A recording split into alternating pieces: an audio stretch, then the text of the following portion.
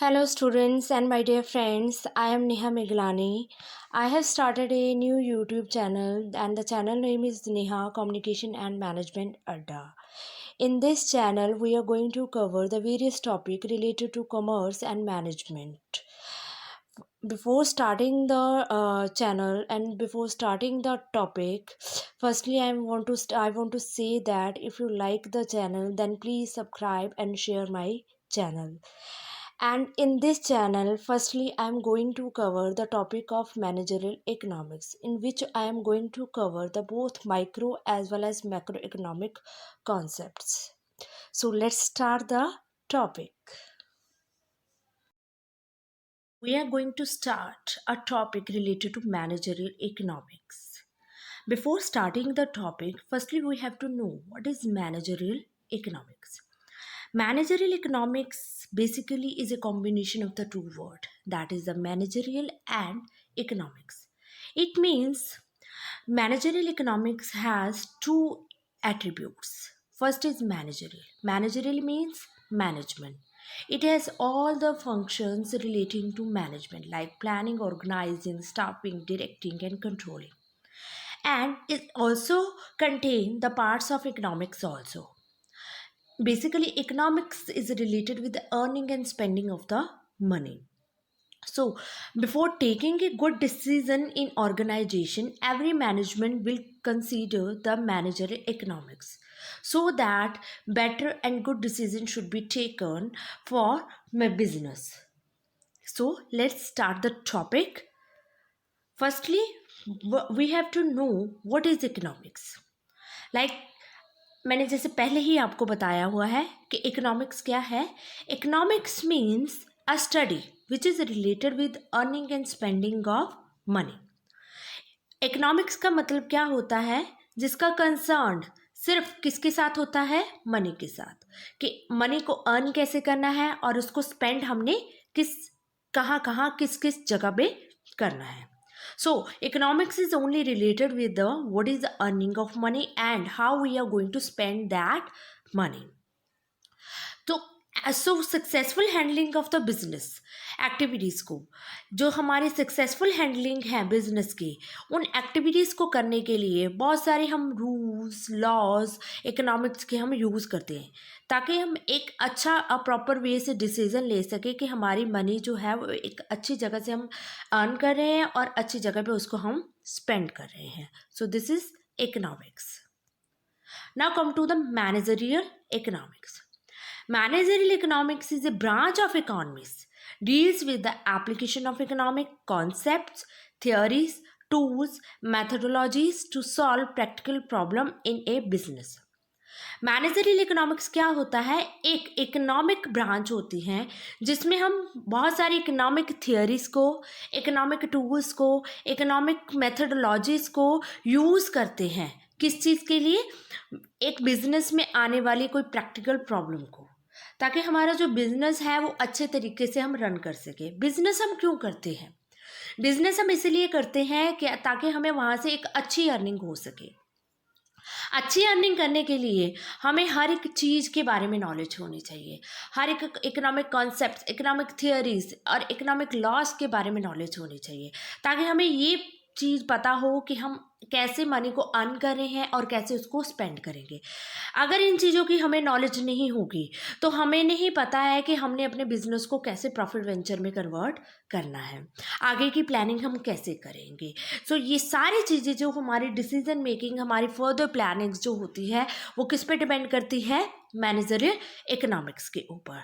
Economics को tools को use करके हम एक प्रैक्टिकल सिचुएशन अराइज करते हैं और आगे फ्यूचर के लिए हम डिसीजन लेते हैं ताकि हमारा जो बिजनेस वेंचर है वो एक प्रॉफिट वेंचर में कन्वर्ट हो सके.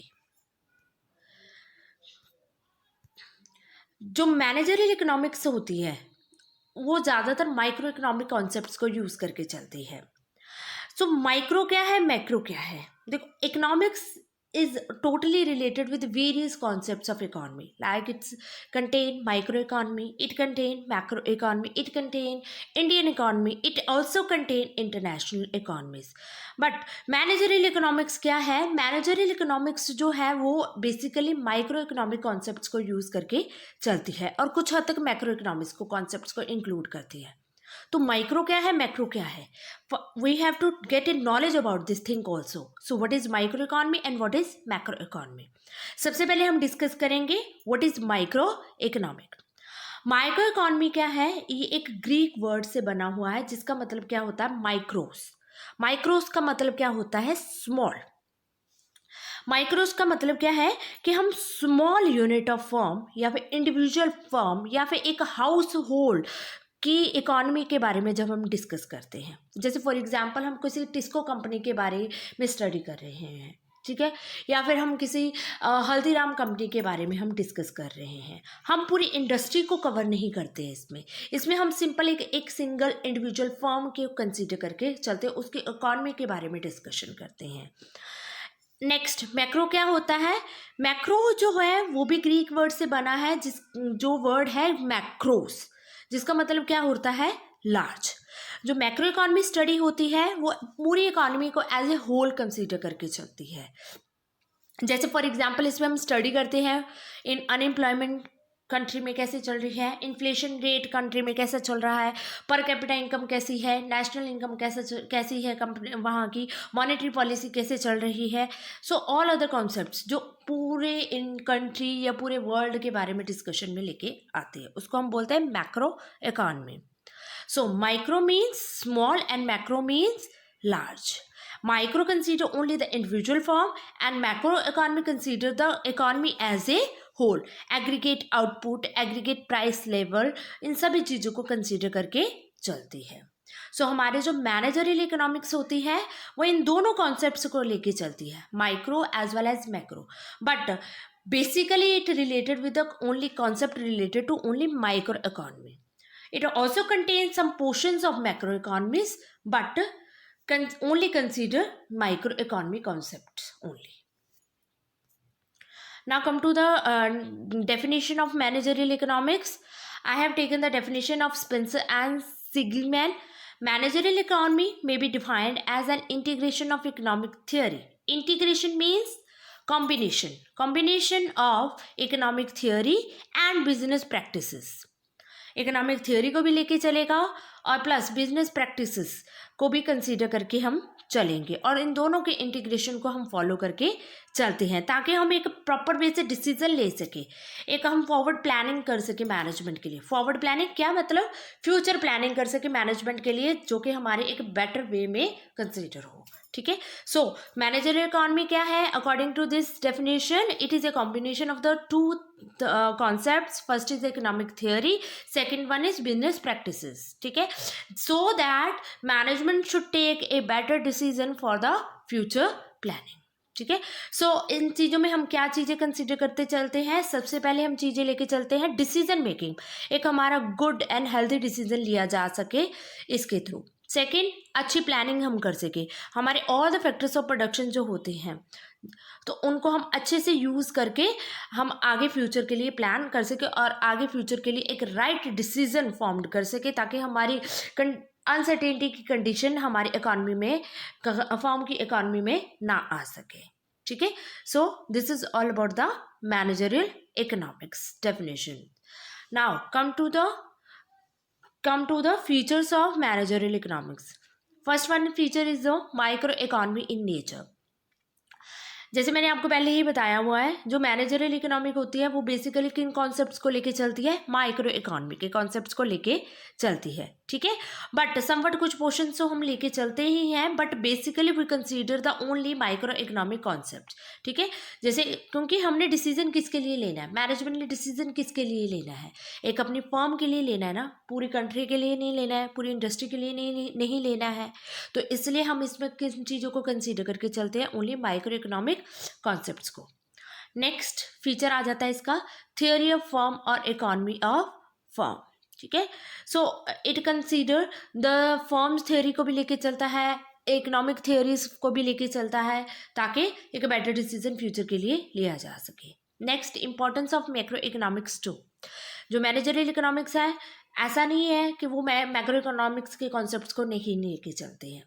जब तक हमें मैक्रो इकोनॉमिक्स के कॉन्सेप्ट के बारे में नॉलेज नहीं होगी तब तक हम अपने फर्म के लिए डिसीजन लेना भी हमारे लिए टफ टास्क हो जाता है, क्योंकि मैक्रो इकोनॉमीज में हम कंसीडर करते हैं मॉनेटरी पॉलिसी कंट्री की कैसे चल रही है, फिजिकल पॉलिसी कंट्री की कैसे चल रही है, एग्जिम पॉलिसी कंट्री की कैसे चल रही है, इंडस्ट्रियल पॉलिसी कैसे चल रही है। अगर इन पॉलिसीज़ को हम कंसीडर करके नहीं चलेंगे तो हमें नहीं पता है कि हमने अपनी फर्म के लिए कैसे डिसीजन लेके चलना है। फर्म की एक बेटर डिसीजन के लिए हमें इन पॉलिसीज़ के बारे में नॉलेज होनी चाहिए, जो पॉलिसीज़ हमें मैक्रो इकोनॉमिक्स कॉन्सेप्ट्स के थ्रू ही पता चलती है। ठीक है, so it also take some importance to the macro economics too. ठीक है, नाउ अप्लाइड अप्रोच। ये एक अप्लाइड अप्रोच है, प्रैक्टिकल अप्रोच है। हम सब कुछ एक प्रैक्टिकली वे से सॉल्व करके चलते हैं, उसके बाद हम एक बेटर डिसीजन लेते हैं। ठीक है, कोई फ्यूचर फॉर इसमें ये चीज़ें नहीं हम देखते हैं कि भाई हवा में हमने बातें करनी है, हवा में इसमें कोई बात नहीं होती है। हम एक प्रैक्टिकली अप्रोच लेके चलते हैं, प्रैक्टिकली वे से हम सोच के थिंकिंग करके आगे फ्यूचर के लिए हम डिसीजन लेते हैं। नेक्स्ट फीचर आ जाता है इसका प्रिस्पेक्टिव नेचर। ठीक है, ये एक प्रिस्पेक्टिव नेचर है। इसका मतलब क्या होता है, हमने इसमें ये चीज़ डिसाइड करनी है व्हाट शुड बी डन, क्या हमने करना है, और व्हाट नॉट, और क्या हमने नहीं करना है फ्यूचर में। ठीक है, नेक्स्ट डिसीजन मेकिंग। जैसे मैंने आपको पहले ही डिस्कस किया हुआ है, it takes the decision making also. ठीक है, कि डिसीजन हम लेते हैं इसके थ्रू। नेक्स्ट कोऑर्डिनेटिंग नेचर है इसका। जो मैनेजरियल इकोनॉमिक्स जो है वो एक कोऑर्डिनेटिंग नेचर है। कोऑर्डिनेट मतलब कॉम्बिनेशन लेता है, सभी चीज़ों को कंसीडर करके चलता है, सबके साथ इसका मेल होता है, क्योंकि इकोनॉमी के थ्रू इकोनॉमिक्स में हम चीज़ें डिस्कस करते हैं, आगे मैनेजमेंट लेवल पर डिसीजन लेके चलते हैं। Next, both science and an art. Managerial जो इकोनॉमिक है वो एक साइंस भी है और एक आर्ट भी है। साइंस इस वजह से है क्योंकि it is a practical approach. Art इस वजह से है क्योंकि आगे हम डिसीजन लेते हैं वो हम अपने माइंडसेट से लेते हैं। ठीक है, it may be wrong, it may be good for the organization, it only depend upon the management of the organization. ठीक है, so it is also a science and art also. Now next come to the scopes of managerial economics. Scopes क्या है managerial economics के? Managerial economics का area कितना है, कितना wide हम यूज़ करते हैं मैनेजरियल इकोनॉमिक्स को, इसमें क्या क्या चीज़ें कंसीडर हम कर सकते हैं। सबसे पहले हम डिसीजन लेते हैं डिमांड एनालिसिस एंड फॉरकास्टिंग।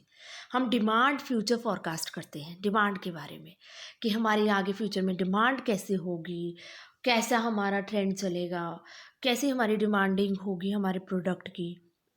वो चीज़ों की अगर हमें पहले नॉलेज होगी तो हम आगे फॉरवर्ड प्लानिंग भी हम अच्छे से कर सकते हैं।